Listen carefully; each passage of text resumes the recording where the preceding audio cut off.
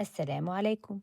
Aujourd'hui, nous allons découvrir ensemble l'histoire inspirante d'un des grands compagnons du prophète sallallahu alayhi wa sallam, Abdullah ibn Mas'ud, un homme à l'apparence frêle mais à la fois immense.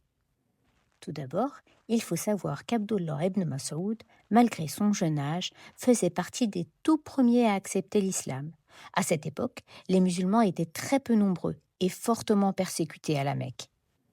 Un jour, alors que les chefs de Quraysh étaient rassemblés près de la Kaaba à la Mecque et que personne n'osait encore réciter le Coran à voix haute, Abdullah ibn Mas'ud décida de le faire. Même sans famille puissante pour le protéger, il se leva et récita les paroles d'Allah devant eux.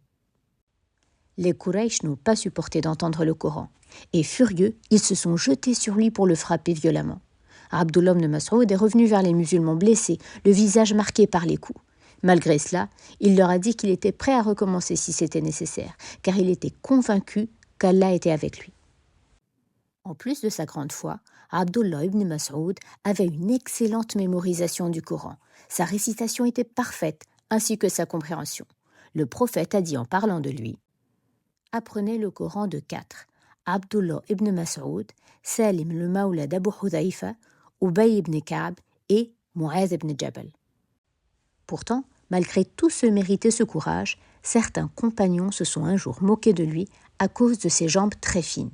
Alors le prophète sallallahu alayhi wa sallam a immédiatement pris sa défense en disant: « De quoi riez-vous ?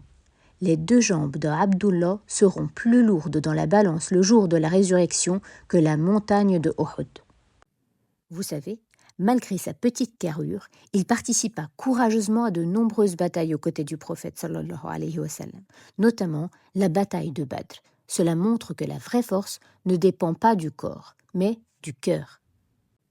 L'histoire d'Abdullah ibn Mas'ud nous apprend une grande leçon. Ne jamais juger ou se moquer d'une personne, car la vraie valeur ne se voit ni à la beauté ni à l'origine, mais à la piété et à la foi. إن أكرمكم عند الله أتقاكم